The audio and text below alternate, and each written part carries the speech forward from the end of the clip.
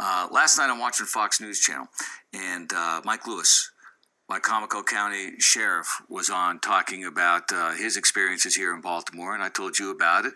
I did not know that he's an old colleague of yours and friend of yours. I had the pleasure of meeting the sheriff when he was a trooper. He was with the Maryland State Police for his first career, and that's where I met him, and I completely trusted him. I put him in charge of the most important new unit in the state, the Interstate Criminal Enforcement Team, the ICE unit, where they were responsible for, removing guns, basically guns and drugs from Maryland highways, and it became a national story, and he's one of the most talented police officers I've ever met in my 24 years as a cop. So. And Sheriff Lewis joins us right here in the Norris and Davis Show. Sheriff, thanks for being here.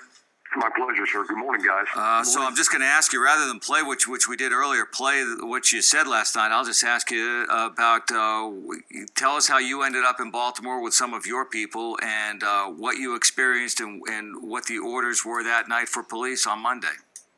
Well, I hadn't planned to go to Baltimore at all. I watched the events unfold Saturday night like we all did, and was very concerned about what I saw Saturday night and the lack of response Saturday night.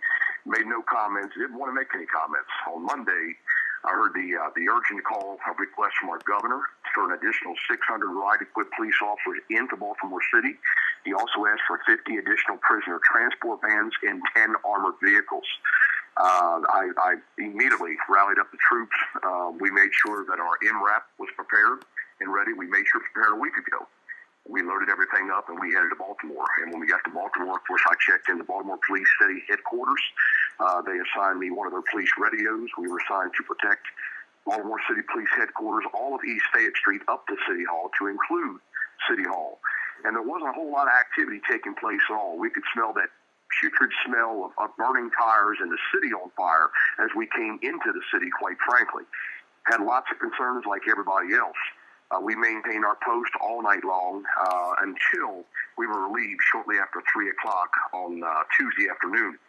We went to the Days Inn in Baltimore, grabbed about 3 hours sleep, came back out, and immediately went down to Ground Zero right there, Pennsylvania and North Street, where all the activity was taking place. And I was sick to my stomach like everybody else, but in the many hours we stood our initial post on East Fayette Street, the dozens and dozens, and I don't mean a few, I'm probably 200 to 300 police officers that came into Baltimore City Police headquarters.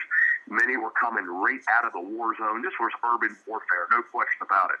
And they were coming in absolutely beaten down and got out of their vehicles, thanked us profusely for being there, apologized to us for having to be there.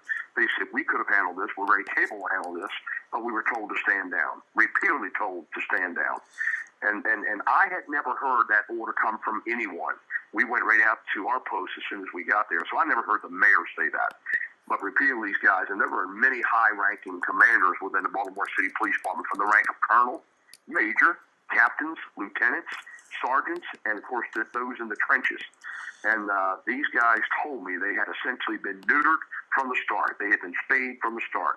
They were told to stand down. You will not take any action. Let them destroy property. I couldn't believe it. I'm a 31-year veteran of law enforcement. As Colonel said, we worked together, and I had never heard anything like this before in my life. And these guys obviously aren't going to speak out. And the more I thought about this, I wasn't going to say anything publicly, but when I was approached by a reporter at Ground Zero there at Pennsylvania Avenue, I had to say a few things. And I apologize if I upset people, but I believe in saying it like it is.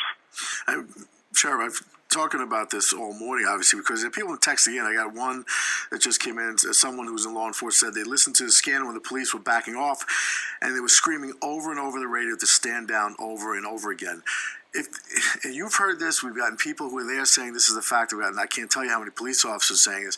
How is this not? I mean, no one's come forward. Like, did anyone hear it over the radio? This person heard it. I heard it myself over the Baltimore City Police radio that I had tethered to my body armored vest. I heard it repeatedly.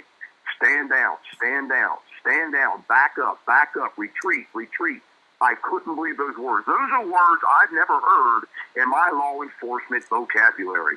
Baltimore City Police, of all law enforcement agencies, are very capable of handling that city. They're trained to handle that city. And these guys were hearing words that had never been echoed in their lives and their careers. Stand down, back up, retreat, retreat. I heard it. I heard it myself on that police radio, and I couldn't believe it. That's all I wanted to know. So how can they be denying that this ever happened? Well, it happened, sir. I heard it with my own ears. My commanders had two of my sergeants from the Wycomico County Sheriff's Office standing next to me, shaking their heads in disbelief. We couldn't believe what was going on. We couldn't believe these guys were being ordered to stand down, retreat, retreat. I mean, that's all I wanted to know. I mean, this is now you're getting a first-hand account. This isn't we're getting text messaging and people calling in and can't go on. You're getting a first-hand account from someone who's telling you they heard it, who is actually an elected official in the state, as a sheriff,